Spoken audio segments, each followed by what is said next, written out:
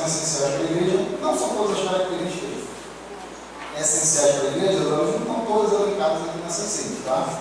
Existem outras coisas que são essenciais para a igreja ter, mas aqui a gente tem um vislumbre muito legal de 6 coisas que são importantíssimas para a igreja ter. Colocou slide 20? Slide 20, está lá? No 20? Legal. Quem lembra o primeiro Evangelizar. Isso é legal, hein? Primeiro Evangelizar. É isso. Rapaz, vocês são bons demais.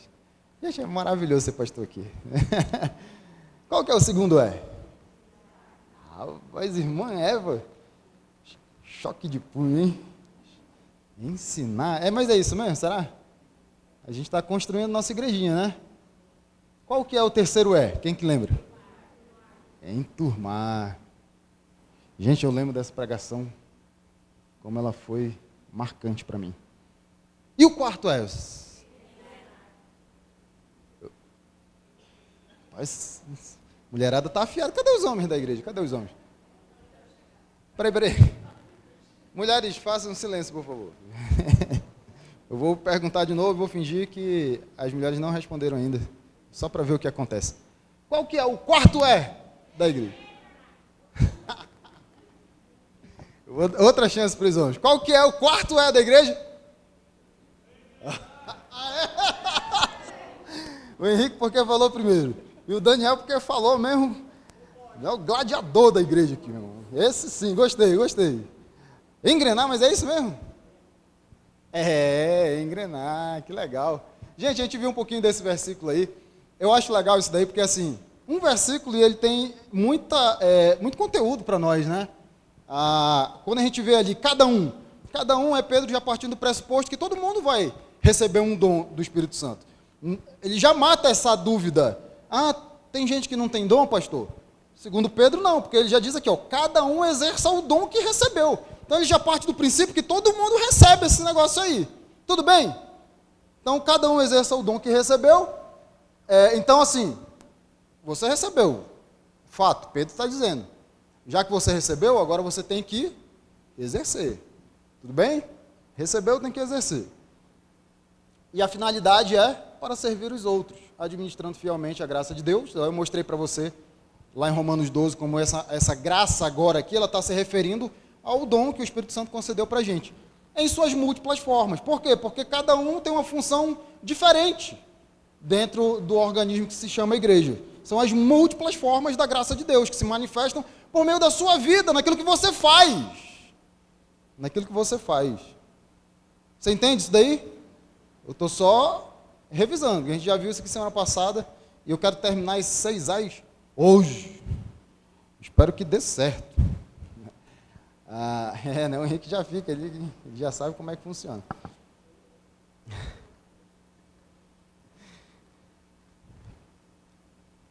Eu vou logo passar aqui para Efésios, porque a gente está só revisando. Então, Efésios 4, 1, 13, gente. A gente falou disso daqui, E ele designou alguns para apóstolos, outros para profetas, outros para evangelistas, outros para pastores e mestres. Ele está falando de alguns dons, né? Olha, a finalidade. Qual que é a finalidade? Preparar os santos para a obra do ministério, para o corpo de Cristo, para que o corpo de Cristo seja edificado. Então, essa preparação, ela visa tornar os santos capacitados para a obra do ministério, e assim o corpo, ele é edificado. Qual corpo que ele está falando? A gente sabe, porque ele já usou essa ilustração lá em Romanos 12, e já usou essa mesma ilustração lá em 1 Coríntios 12. Não é nem difícil de decorar. Romanos 12 e 1 Coríntios 12, o capítulo é igual. Lembra do retiro que eu falei, né? Eu até falei dos membros que a gente acha que são os mais desonrosos, mas que a gente trata com maior honra, né? Até lenço umedecido, né? Todo cuidado é pouco ali. Aí você confere maior honra. Por quê? Porque a ideia de Paulo é que todo mundo é importante no funcionamento do corpo como um todo. Não existe isso, já falei aqui várias vezes. Se você colocar o cérebro em cima de uma mesa, sem olho, sem ouvido, sem boca, sem nariz, então ele é um cérebro que não enxerga, que não escuta, que não cheira, que não fala, que não degusta. Ou seja, cérebro, um membro vital do corpo, mas que depende dos outros. Depende dos outros. Paulo ensinando para nós que todos nós dependemos uns dos, mesmo aqueles que parecem que são vitais para o funcionamento do corpo. Porque se ele está sozinho, sem o resto do corpo, ele não é nada, não é ninguém. Gente, igreja somos nós. Você entende isso? Igreja somos nós. Eu sem você, não tem igreja. Você entende isso? Então não menospreze o seu irmão, porque você sem ele, jamais vai ser igreja do Senhor. E aí ele fala que a gente tem que usar esses dons para a preparação dos santos, para a edificação do corpo, e ele vai dizer até quando, né? Até que alcancemos a unidade da fé e do conhecimento do Filho de Deus e chegamos à maturidade atingindo a medida da plenitude de Cristo, algo que é um processo que vai durar toda a nossa vida. Isso é bem legal, gente, porque assim, ele responde as perguntas. Eu estou falando de alguns dons aqui, né? Algumas pessoas que foram designadas para algumas funções dentro do corpo. A finalidade, preparar os santos para a obra do ministério, para que o corpo seja edificado. Paulo, até quando isso? Até sempre.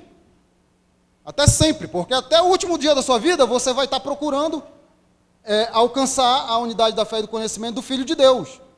Até o final da sua vida, até o último dia da sua vida, você vai estar tentando chegar à maturidade. Até o último dia da sua vida, você vai estar tentando atingir a medida da plenitude de Cristo. Até o seu último fio de vida. Você tem que usar o que Deus deu para você em prol do reino de Deus, abençoando seu irmão, que faz parte da família, que faz parte do corpo de Cristo. Você entende isso? Gente, como é que a gente faz isso dentro de uma igreja de forma bem prática, né? Isso aí eu não falei semana passada, e aí a ideia de a gente revisar é sempre a gente pegar um pontozinho que ficou para trás. São os ministérios. Oi, são os ministérios. Qual que é o ministério da vez na nossa igreja agora? Das crianças, né? O ministério das crianças está bombando, meu. E BVC Kids, meu. Tudo está girando em torno lá das crianças, rapaz. Então deveria haver um engajamento da nossa parte em relação a esse ministério. Gente, esqueça aquela ideia de que eu não tenho habilidade, eu não tenho capacidade, eu não tenho afinidade com essa área. Porque assim, vou usar o Henrique como exemplo. Vem cá, Henrique. Não manda, tá aqui, né? Veio para cá, está aparecendo. Vamos de frente com o Eloy aqui, vamos lá. Henrique, você alguma vez fez parte do ministério infantil da Igreja Batista Vida em Cristo? Não. Você acha que você tem afinidade, capacidade, habilidade para trabalhar com criança? Não. Como é que você sabe disso se você nunca fez parte do ministério infantil da Igreja Batista Vida em Cristo? Qual que é a desculpa? Já não tenho. Você está entendendo onde eu quero chegar? Você pode sentar, Henrique. Muito obrigado, cara. Você arrebenta. Eu vou te chamar mais vezes, porque, né, você está indo embora, então eu quero aproveitar. Qual que é um jeito bem legal de você descobrir habilidades novas?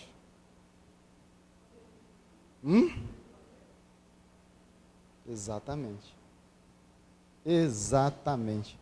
Gente, eu já fiz ministério de pantomima, eu já fiz ministério de teatro, eu já fiz ministério de música, coitado de música, né? De música sempre me enfio no de música.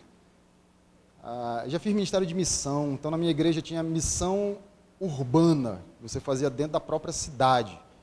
Eu já fiz missões específicas lá na minha outra igreja, da igreja de onde eu vim lá em Manaus, missão Manaquiri. Gente, Manaquiri, você acha Junquerópolis pequena porque você nunca foi em Manaquiri. Manaquiri é o fim do mundo. Aí você fica um semestre se preparando, fazendo missão, né, em igrejas no final de semana, para depois você fazer uma viagem para Manaquiri, e lá na cidade de Manaquiri você vai fazer um grande evangelismo, indo de casa em casa, convidando as pessoas para elas virem no culto de noite. Gente, Manaquiri não tinha nada. A gente teve que armar tenda para fazer culto. Gente, e assim, apresentação na praça. Você vai na praça apresentar peça de pantomima. Você imagina esse pastor aqui fazendo pantomima na praça? Ixi, eu acho que eu dei muito trabalho lá para os meus líderes. fui para a missão Nhamundá. Gente, Nhamundá é uma outra cidade pequenininha que tem lá no interior do Amazonas. A gente passou quase um mês lá em Nhamundá. A gente passa o semestre inteiro se preparando, ensaiando peça. A gente faz algumas apresentações em algumas igrejas no final de semana, para quando chegar na viagem, isso daí está redondinho, está pronto, está na ponta da agulha. E aí você... Gente, é multiuso, é que nem os meninos fizeram aqui na Tarde de Alegria. Você vê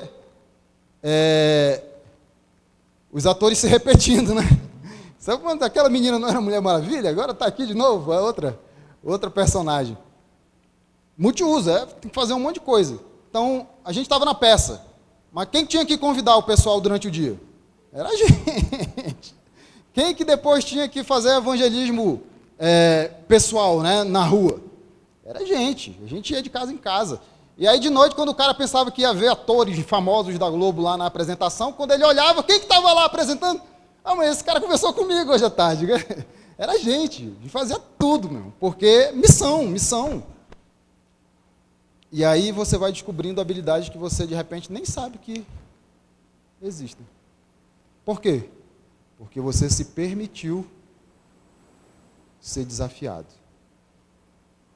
Como é que você sabe que você não tem afinidade para trabalhar com criança, se você nunca trabalhou com criança? Vou dar o exemplo da esposa, né? Porque não pode só usar o Henrique, tem que usar a esposa também. A Sabrina, está aí a Tati. Eu estou falando do que me disseram, porque eu não vi ainda. Mas me disseram que a Sabrina conta uma história bíblica para as crianças. Acho que é fenomenal, um negócio assim, de quando ela abre a boca, no primeiro, né, na primeira sílaba que ela profere, as crianças já fazem tudo assim.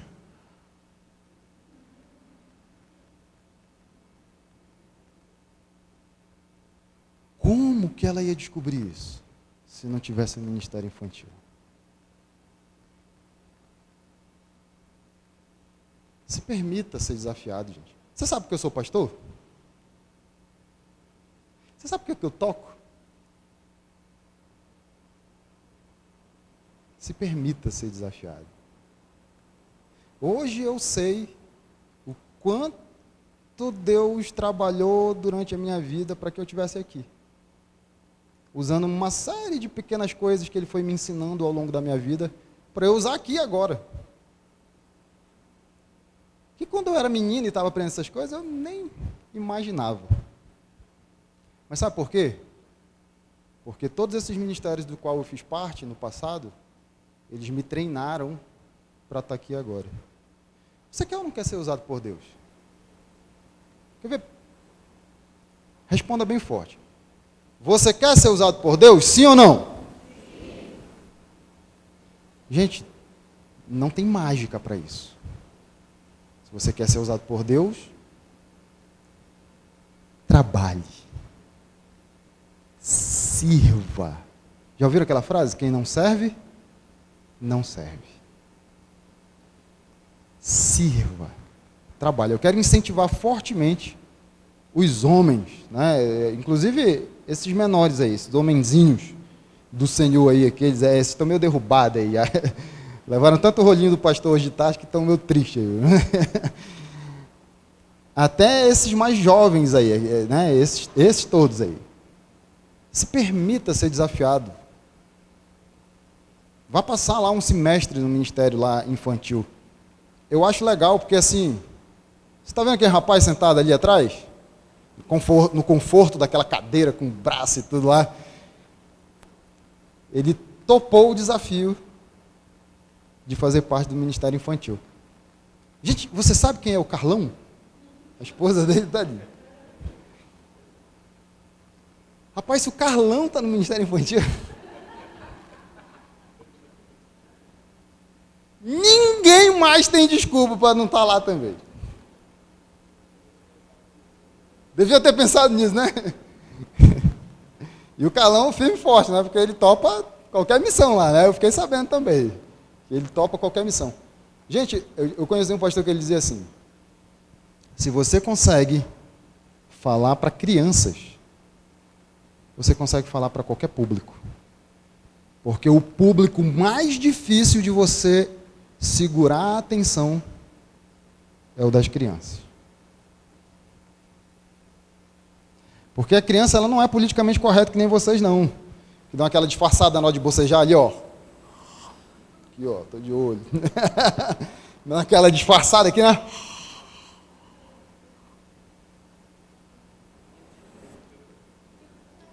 Acho que eu não percebi. Criança não tem esse negócio não, meu irmão. Quando ela acha que o negócio está chato, ela baixa a cabeça mesmo na frente do professor e ou vira para o lado e começa a conversar. E ó, ignora quem está aqui na frente totalmente. Isso é o menor pudor. Quem fala para criança, fala para qualquer público. Isso deveria ser um requisito, um pré-requisito para você ser pastor. Vá ser professor de crianças primeiro. Depois você vem aqui para frente. Eu quero desafiar você a servir na igreja. E como o nosso ministério da vez é um ministério infantil, eu quero desafiar você a servir no ministério infantil. Homens, principalmente, eu estou falando com os homens, porque as nossas crianças elas precisam de referencial masculino. Elas precisam ter ali uma pessoa, né, um menino, ele precisa ter ali um homem para ele ver como é que funciona a coisa. Esse cara aqui ele tem a voz diferente daquela moça ali. Quando ele fala, parece um trovão, né? Ei, garoto! Opa, esse cara aqui, ele é mais parecido comigo. E aí ele vai tendo um modelo, um padrão no qual ele pode se orientar. E é legal, gente, porque, gente, você tem que entender isso. Deus ele não criou homem e mulher à toa, tá? Você tem um referencial positivo daquele com quem você se identifica e você tem um referencial que é o contraponto daquele com quem você se identifica. Então você olha assim, esse aqui tem barba, esse não tem, né? Que ele tirou. Só o seu Luiz mesmo que tá. Não, Calvino ali, o meu amigo Fábio. Até o Silvio, né, tá com a barba mais baixinha. Geralmente é o nosso viking aqui. É, seu Luiz, sobrou o senhor mesmo. Bigode, né? Dê uma olhada, pessoal. Olha só. Bigode. Então o menino ele vai olhar e vai dizer assim, esse aqui tem um negócio que ali não tem. Ali tem uma boca vermelha, né? Aqui não, aqui o negócio está espartano, né? O negócio... E aí ele vai começar a perceber que, opa, eu estou aqui, mais parecido com essa pessoa aqui. E o menino, não, estou mais parecido aqui. É o jeito de se vestir, o jeito como fala, o jeito como se porta. Gente, é indispensável para a criança que ela tenha os dois. Porque você tem crianças meninas e tem crianças meninas. Então elas precisam ter professoras mulheres e professores homens, para que ela tenha esse referencial. Então eu quero incentivar você muito fortemente. Está ouvindo? Yuri, Daniel, está ouvindo aí, Daniel? Samuel? E os outros homens também, quero incentivar você fortemente a fazer parte desse ministério. Ah, pastor, eu não tenho afinidade com criança. Como é que você sabe? Permita-se ser desafiado. Gente, se eu não fosse pastor, eu estava lá embaixo. Não duvide, não. Se eu não tivesse que dar aula aqui de manhã e pregar de noite, eu estava lá. Fazendo bagunça com as crianças delas, fazendo bagunça, né? Ensinando as crianças. Gente. Ensinando as crianças. Com certeza eu estava lá.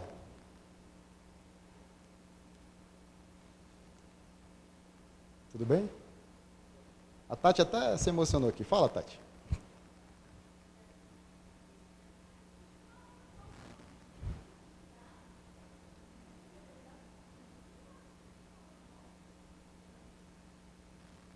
É uma boa ideia. Quando a gente fez o treinamento, a ideia era que a igreja inteira participasse, né? E visse como é que funciona, exatamente para incentivar. Mas se você ainda está na dúvida aí, vá assistir uma aula lá para você ver como é legal. Rapaz, se você assistir uma aula lá embaixo, você não vai me escrever minha pregação aqui, essa que é a verdade. Você vai querer ir para lá. Só que é só para as crianças, então só tem um jeito de ir para lá, indo servir no ministério. Fora disso, você tem que ficar aqui me aguentando mesmo. Que lá é muito mais legal, gente. Lá tem visual, lá tem figurinha, lá né, tem historinha. O negócio gruda, né? Pode ter um negócio na parede lá que você põe a figurinha, ela fica grudada na figurinha. Meu slide não faz isso. Lá embaixo faz. Gente, cada um exerça o dom que recebeu. Pastor, eu nem sei qual é o meu dom. Está na hora de descobrir então, filho. Como é que faz? Não vai chegar uma carta do céu dizendo para você, não espere um telegrama, não espere uma correspondência, Lincoln, o seu dom é esse. Não vai acontecer. Como é que você faz para descobrir qual é o seu dom? Servindo. Servindo. Às vezes você vai se deparar com uma coisa que você vai ter que terminar o seu compromisso lá por mera disciplina, porque realmente você vai descobrir que não é a sua. Mas tem muitas coisas que você vai se surpreender.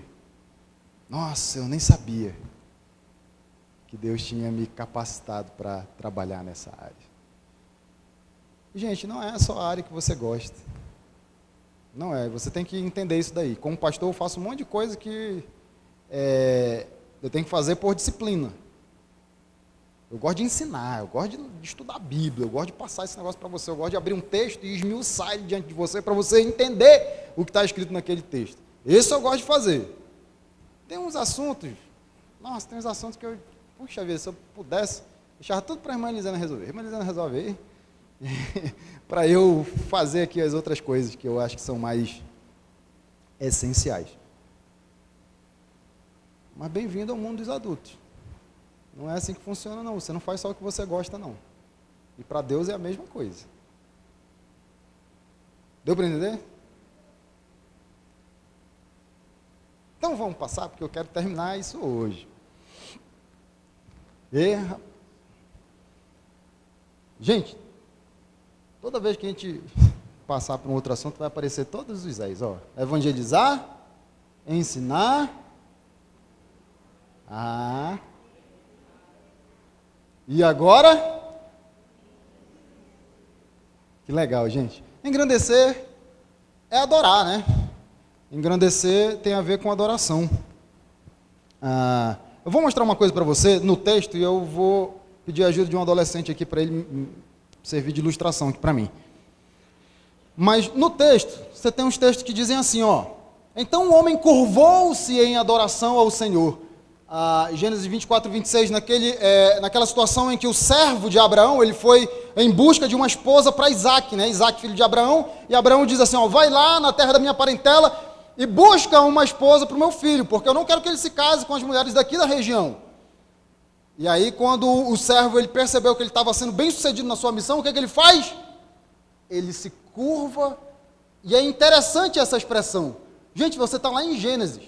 É interessante porque o texto diz assim, curvou-se em adoração. Aí você tem em Êxodo a expressão, praticamente igual.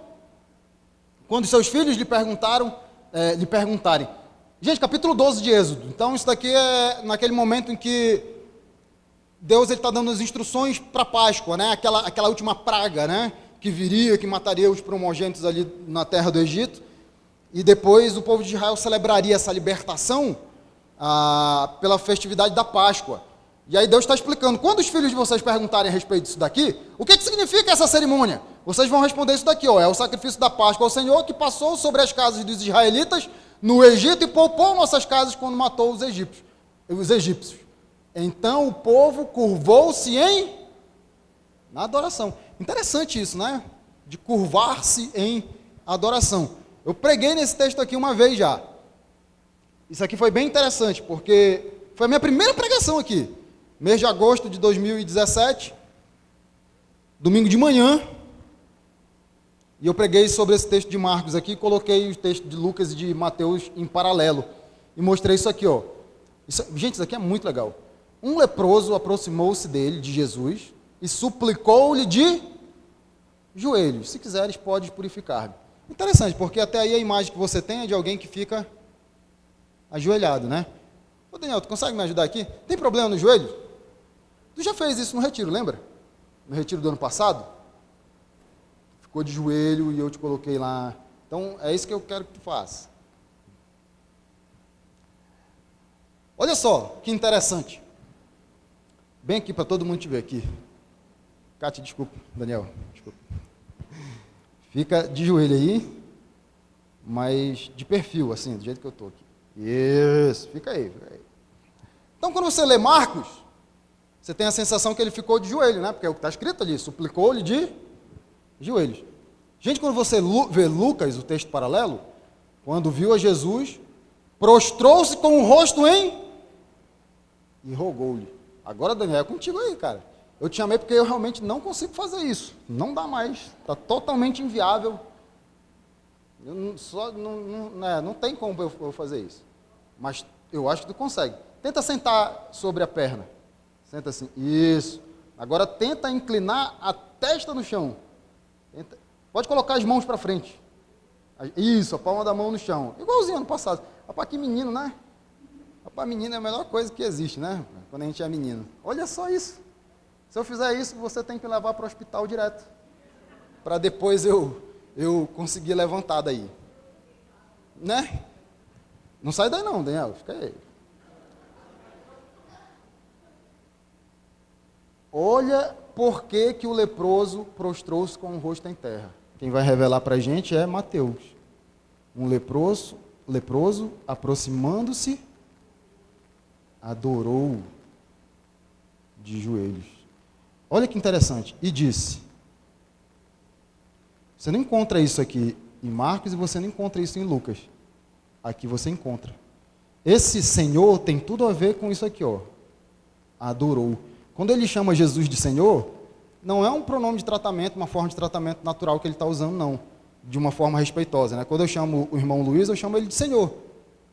Aqui não. Aqui ele chama Jesus de Senhor, porque ele reconhece o senhorio de Cristo sobre a sua vida. Por que eu sei disso? Porque ele adorou a Jesus. E qual que foi a postura que ele escolheu para adorar a Jesus? Prostrar-se com o rosto em terra. Por quê? Não sai daí não, cara, não sai daí não. Gente, nos tempos antigos, imagine que eu sou um grande rei, poderoso. Só imagine, pelo menos. E o Daniel, ele tem também um reinado. Só que na guerra, na batalha, o meu exército venceu o exército de Daniel. Via de regra, a gente não mata o rei do outro império na batalha. Por quê? Porque ele é o meu troféu, gente. Eu fiz ele sucumbir. Sabe o que eu faço? Eu faço ele ficar assim, ó, na minha frente aqui, ó. Aqui assim. Ele está rendido. Isso aqui é uma posição de rendição. Nos tempos antigos era assim que funcionava. Hoje não, né? Você põe a mão para o alto, né? Não, naquela época era assim, ó. Por quê? Porque é difícil desse cara reagir. Imagine que tem dois guardas aqui com lanças na mão. Se ele tentar pelo menos pegar o meu pé aqui, o que já seria difícil para ele, porque ele não tem nem noção da distância que eu estou dele. Ele não sabe se eu estou perto ou se eu estou longe. Ainda mais que ele está ouvindo a minha voz na caixa de som, coitado. Então ele nem sabe, nem referencial da voz ele vai ter, porque a referencial dele está vindo daqui, ó. Põe a mão para frente aí e vê se tu toca no meu pé. Difícil, né?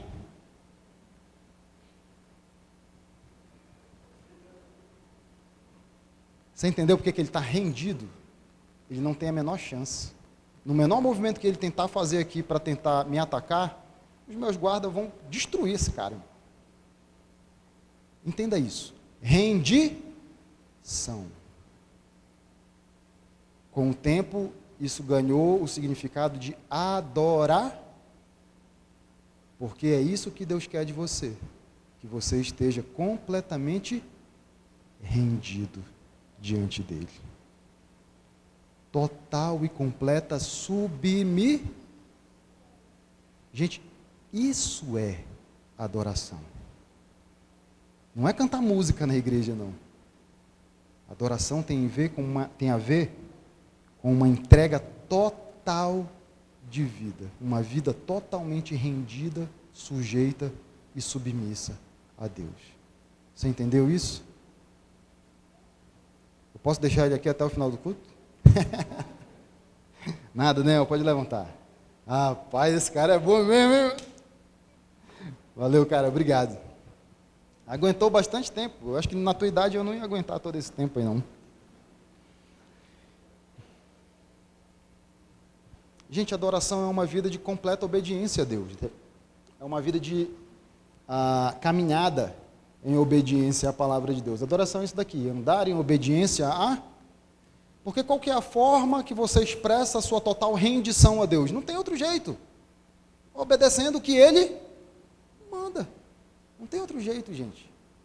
Na medida em que você não obedece o que Ele manda, você não é submisso.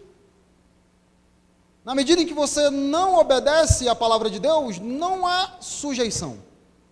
Na medida em que você não obedece o que está escrito ali nas Escrituras, não há que se falar em rendir.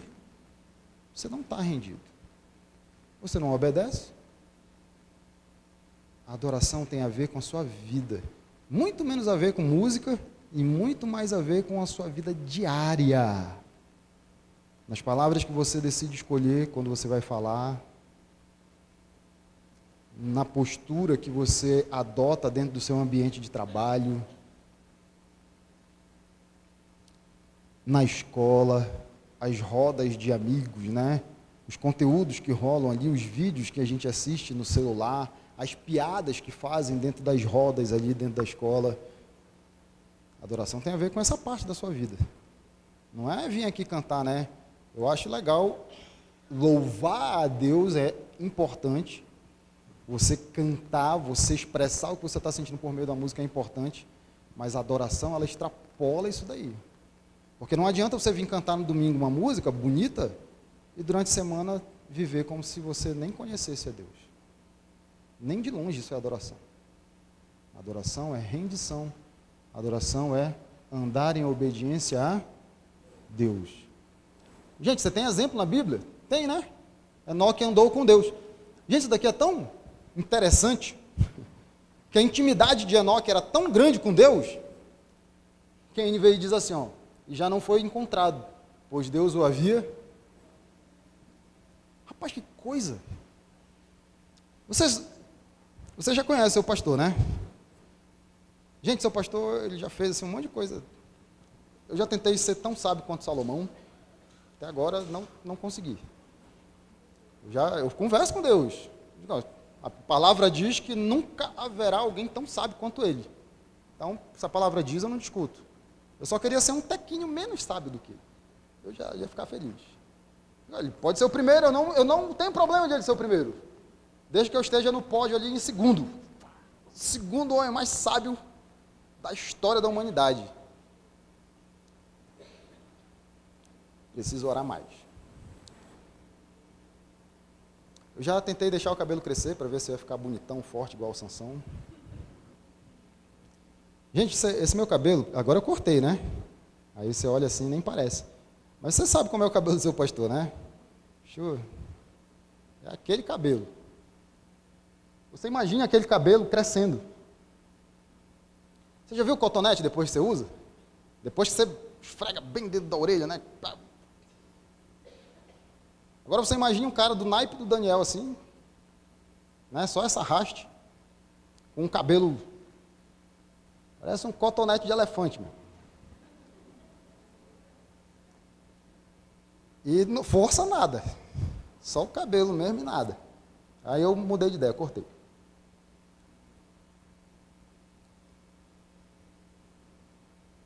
Dentre essas coisas que eu já pensei na vida, eu já pensei isso aqui. Cara, eu queria muito.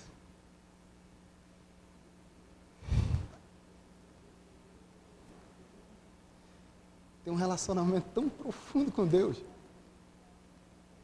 que quando vocês me procurassem, cadê o pastor? Deus levou,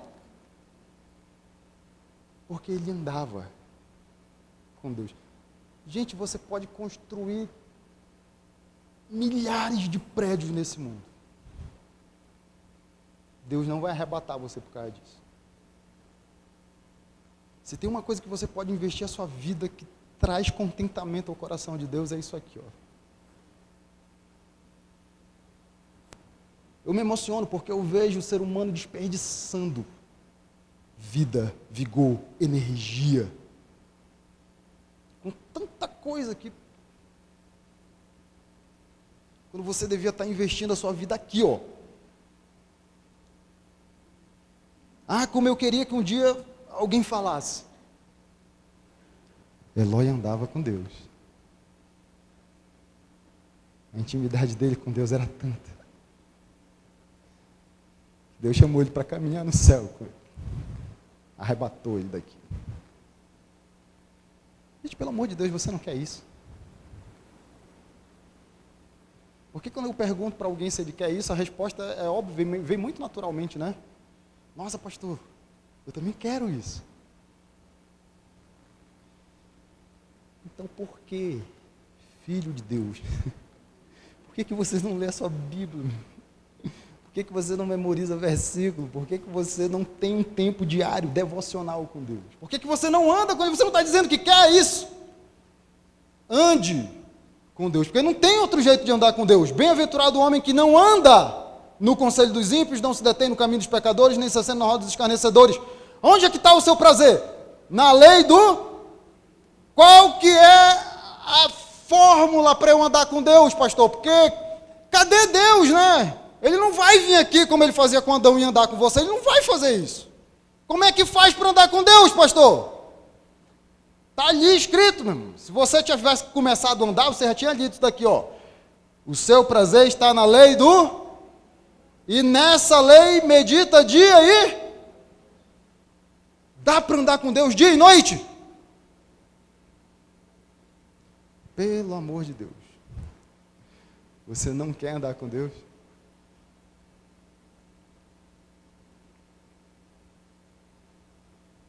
E aí você obedece, porque obedecer é confiar,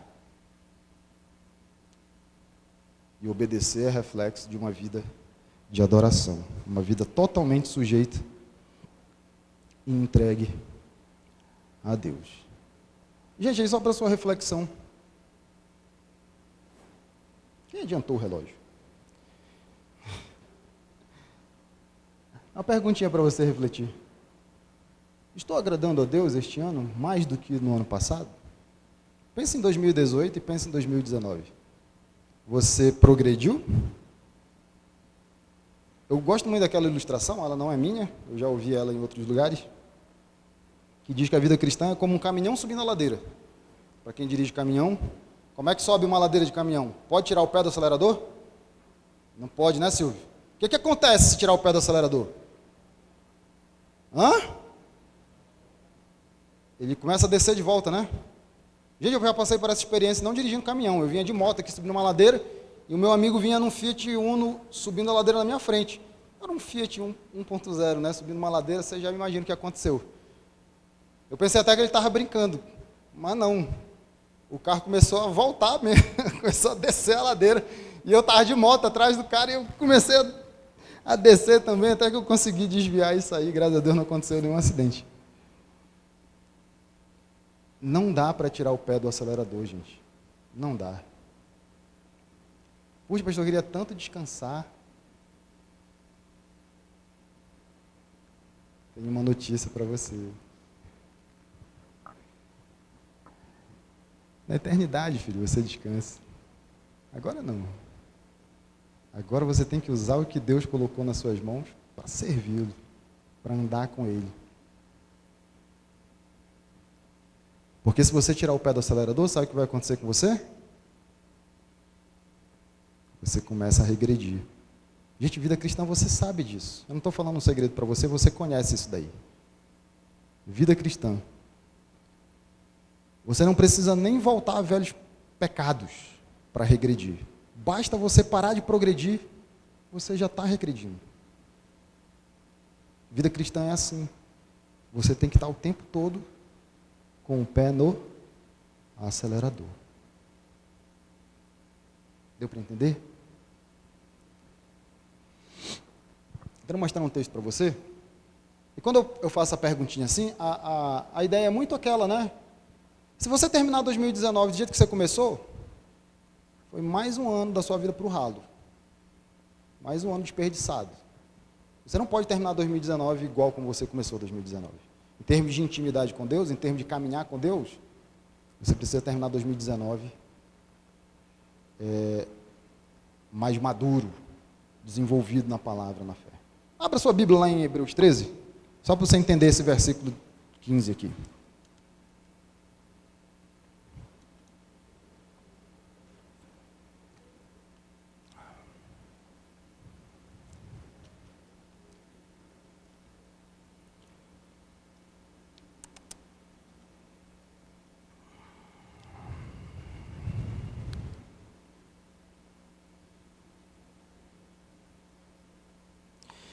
Gente, Hebreus 13, acharam Hebreus 13? Para a gente ver. Hebreus 13.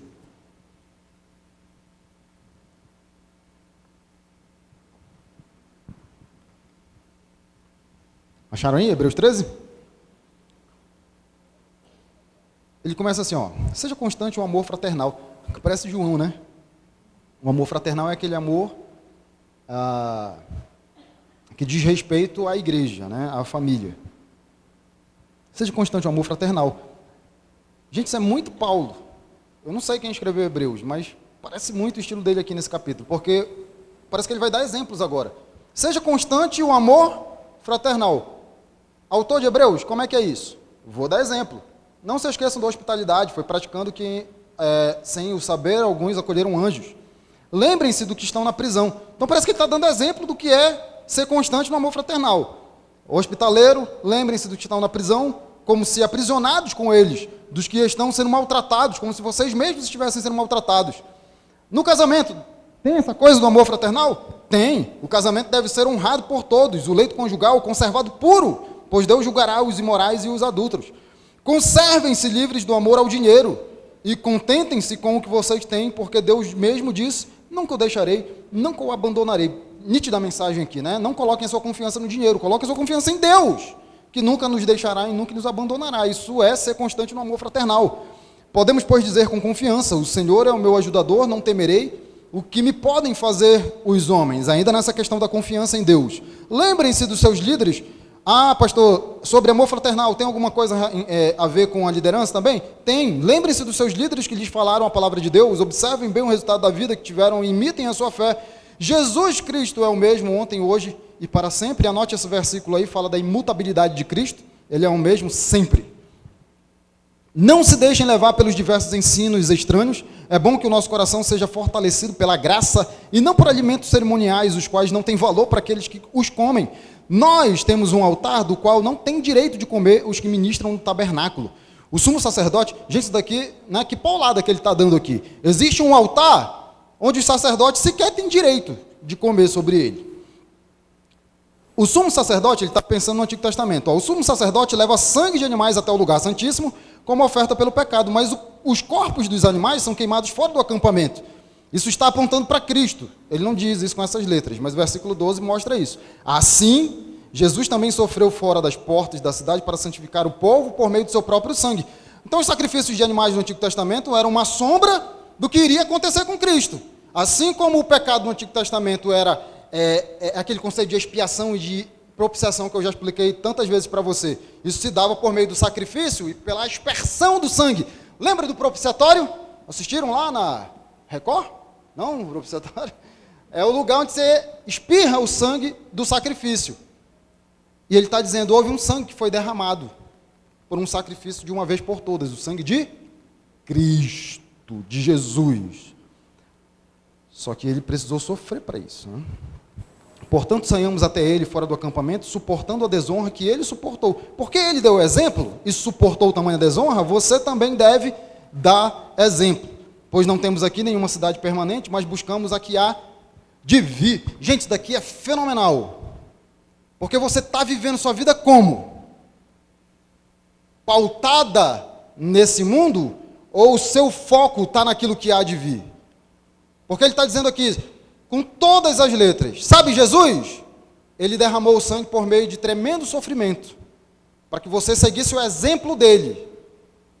Você não está aqui nessa terra para luxar e passar bem, não.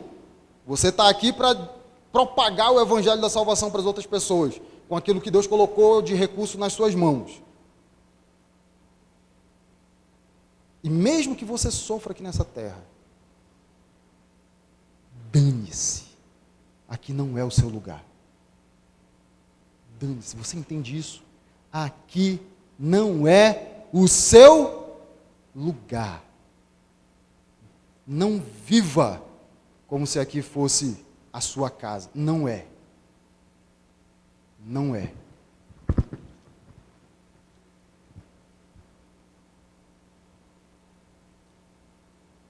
Aí ele manda o versículo 15. Por meio de Jesus, portanto, ofereçamos continuamente a Deus um sacrifício de louvor. Gente, na cabeça do autor de Hebreus, louvar tem a ver com sacrifício literalmente. Literalmente. A gente acha bonito cantar um louvor, né? Vamos cantar um louvor? Mas o que Deus está esperando de você é um sacrifício de louvor. Que por meio da sua vida e das circunstâncias pela qual você passa, você honre o nome dele. É isso que é louvar. Isso que é adorar. O autor de Hebreus, esse sacrifício de louvor, ele é resultado de alguma coisa? É. Ele é fruto de lábios que confessam o seu nome. Então, se um dia você confessou Jesus Cristo como seu Senhor e Salvador, mesmo que você passe por circunstâncias difíceis, você vai honrar o nome de Cristo, porque Ele fez isso por você. E não se preocupe, o seu lugar não é aqui. Se você tiver que sofrer do dia que você nasceu até o dia que você morrer, fique em paz. Você está fazendo o que você está fazendo com base naquilo que há de vir. A sua esperança e o seu coração não podem estar nessa terra. Isso é adorar. Isso é louvar. Você entendeu isso? Você entendeu o versículo? Deu para entender? Se você quiser uma revisão, você vai lá no site depois e escuta tudo de novo. Se eu falar de novo, vai perder o eco. Deu para entender o que é uma vida de adoração, gente? Então, de forma bem breve, eu vou falar do último é. Olha, eu não tinha nem colocado o versículo, né? Tá aí. Gente, primeiro é. Segundo. Terceiro. Quarto. Quinto. O sexto vocês não sabem, porque não tinha na folhinha.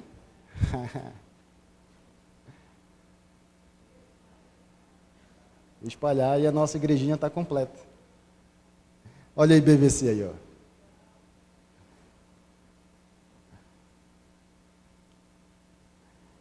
Marcos 16:15, clássico, né? Vão pelo mundo todo e pregam o evangelho a todas as pessoas. Atos 1:8, mas receberão poder quando o Espírito Santo descer sobre vocês e serão minhas testemunhas em Jerusalém, toda a Judéia, Samaria, até os confins da terra. Qual que é a diferença de espalhar para evangelizar, pastor? A abrangência, ó, o alcance, os limites que são estabelecidos. Rompe as barreiras da nossa igreja. Rompe as paredes da nossa igreja. Você entende isso? A igreja sadia, saudável, ela precisa estar envolvida com missões. Ela precisa estar envolvida com a propagação do evangelho em outros lugares que estão além dos nossos limites. O mundo todo, saindo da cidade de Jerusalém para a região da Judéia, subindo para o norte, indo para a região da Samaria e até os confins da terra. Gente, Paulo tinha isso daqui na cabeça, porque quando ele vai a Roma, a ideia dele era chegar na Espanha. Provavelmente o que ele pensava como confins da terra. Ele queria chegar lá. Chegou, pastor? Ninguém sabe. Ninguém sabe. Sabe por que nós adoramos a Deus? E sabe por que nós fazemos missões?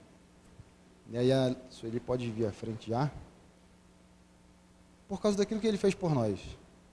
Adoração é uma vida de total entrega, obediência, submissão, rendição a Deus. Pagando o preço, porque um dia Ele também fez isso. Ele pagou o preço por nós. E porque Ele derramou o sangue dele naquela cruz, é que nós hoje temos a oportunidade de espalhar esse evangelho para outras pessoas. Deus, nós te agradecemos, Pai, porque sabemos que aquilo que o Senhor fez por nós não foi sem esforço. E quando a Tua palavra, ela explica para nós que nós também devemos nos esforçar, nos entregar, nos render diante de Ti. A gente já tem o exemplo maior em Cristo Jesus do que foi entregar-se por alguém. Que a gente entenda que sacrificar a nossa vida significa viver por Ti, Pai. É isso que nós queremos para essa igreja, para esses irmãos. Que a gente ultrapasse os limites de uma vida cristã tacanha e que a gente realmente comece a viver e vivenciar, Pai, a Tua palavra por meio de uma vida totalmente rendida, uma vida totalmente submissa, uma vida totalmente sujeita a Ti, marcada pela obediência irrestrita na Tua palavra, Pai. Cuida dessa igreja, Deus. Que a nossa igreja seja uma igreja que pregue o Teu Evangelho, que ensine a Tua palavra, que abrace aqueles que se achegam a nós. Que a nossa igreja seja uma igreja marcada pelo serviço, pela adoração, e uma igreja totalmente envolvida em missões, na propagação da Tua palavra, Senhor. Cuida dessa igreja, abençoa a nossa oração em nome de Cristo Jesus, Pai. Amém, Senhor. Que Deus abençoe cada um de nós. Uma boa semana a todos.